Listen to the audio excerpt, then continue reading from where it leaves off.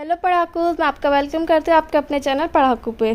आज हम करने जा रहे हैं प्लांट किंगडम का पार्ट 2। पहले पार्ट में हम आपको सारा क्लासिफिकेशन सब कुछ करवा चुके थे। अब हम शुरुआत करेंगे कि प्लांट किंगडम में क्या क्या चीज़ें होती है, जैसे एल्गी होता है, ब्रायोफाइट होता है, मैं आपको बता भी चुकी थी पार्ट 1 में। लेकिन उससे पहले एक छोटा सा टॉपिक है अल्टरनेशन ऑफ जनरेशन, पहले हम इसे कर लेते हैं। क्योंकि किसी किसी में जैसे एल्गी में जो मेन पार्ट होता है वो गैमेटोफाइट होता है, या और किसी में जो डोमिनेंट पार्ट होता है वो स्पोरोफाइट होता है, तो आपको समझ में नहीं आता है गैमेटोफाइट और स्पोरोफाइट क्या होता है। वैसे तो मैं आपको पहले जो टर्म्स पढ़वाए थे मैंने पार्ट 1 में उसमें बता चुकी हूँ, लेकिन आप ये कैसे चेंज होता है गैमेटोफाइट से स्पोरोफाइट और स्पोरोफाइट से गैमेटोफाइट कैसे चेंज होता है वो बताते हैं। तो उस टॉपिक को हम कहते हैं ऑल्टरनेशन ऑफ जनरेशन।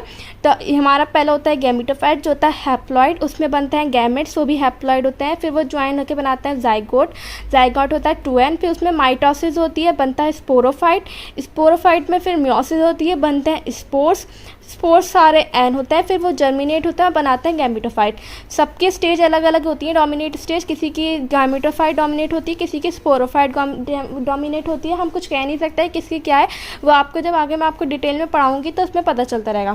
उससे पहले हम सारे जो हमारे ये 4 टाइप्स हैं algae, bryophyte, pteridophyte, gymnosperm, angiosperm, इनके हम कुछ कैरेक्टर ऐसे टेबल टाइप से पढ़ लेते हैं। उनके सारे कैरेक्टर्स लिख के उसके सारे डिटेल में पढ़ के फिर आगे हम डिटेल में पढ़ेंगे। फिर ऐसे इजी रहता है और टेबल टाइप से आपको ज़्यादा जल्दी से याद भी होता है।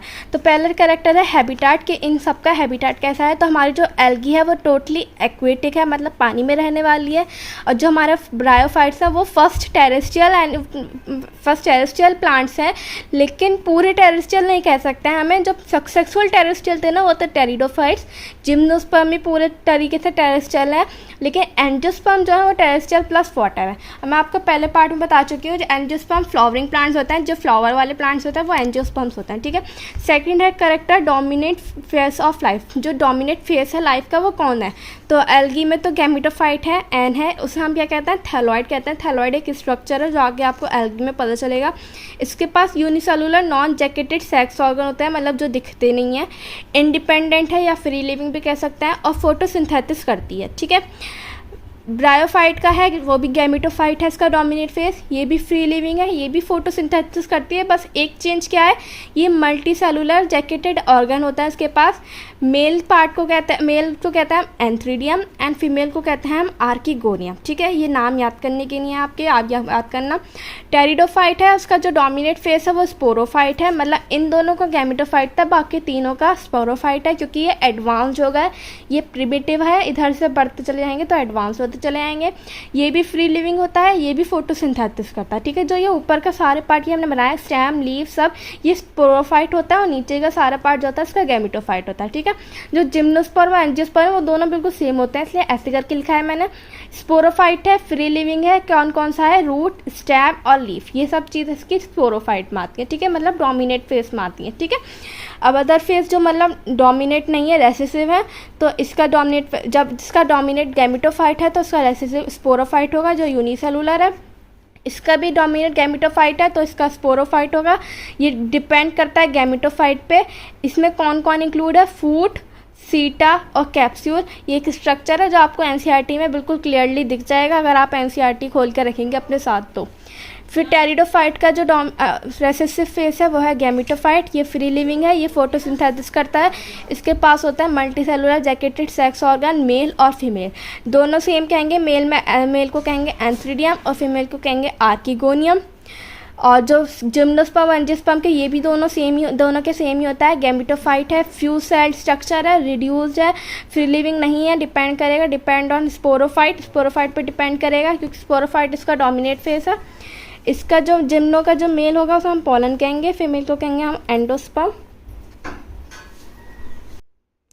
एंजियोस्पर्म में हम मेल को कहेंगे पोलन ग्रेन और फीमेल को कहेंगे एम्ब्रियोसेक। स्पोरोफाइट मतलब इसका जो ये है चेंज हो गया है, नेम चेंज हो गया है मेल के और फीमेल के, इनके मेल और फीमेल के नेम चेंज थे, एंथ्रीडियम और आर्कीगोनियम, एंथ्रीडियम आर्कीगोनियम। यह है पोलन एंडोस्पर्म और यह है पोलन ग्रेन और एम्ब्रियोसेक, ठीक है। अब फोर्थ है हमारा फोर्थ करेक्टर है हमारा वॉस्कुलर सिस्टम। वॉस्कुलर सिस्टम में कौन आता है? जाइलम और फ्लोएम, जो यहाँ लिख रहा है। जाइलम में कौन से आते हैं? 2 पार्ट्स आते हैं, ट्रैकेट्स और वेसल्स, और फ्लोएम में आता है सीव ट्यूब्स और कंपेनियन सेल। एल्गी और ब्रायोफाइट्स में तो ना जाइलम होता है ना फ्लोएम होता, लेकिन टेरिडोफाइट में ट्रैकेट्स होता है। ये 3 चीज़ें नहीं हो सकती हैं। जिम्नोस्पर्म में भी ट्रैकेट होता है, बाकी 3 नहीं होता है। और एंजियोस्पर्म में 4 होते हैं, ठीक है। ट्रैकेट्स भी होता है, वेसल्स भी होते हैं, सीव ट्यूब्स भी होते हैं, कंपेनियन सेल्स भी होता है, ठीक है।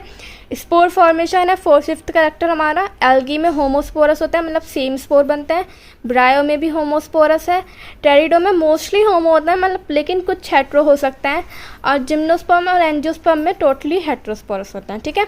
अब हमारा है एल्गी। एल्गी हमारा मैंने जहाँ बताया था आपको बहुत कम इसमें होता है, क्रिप्टोगैम है, नॉन वेस्कुलर है और नॉन एम्ब्रीफाइट्स है। ये कहाँ से आया? अगर आपने मेरा पहला पार्ट देख रखा होगा, ये पढ़ रखा होगा, तो आपको ये आया होगा, आपको पता होगा ये कहाँ से आया, ठीक है।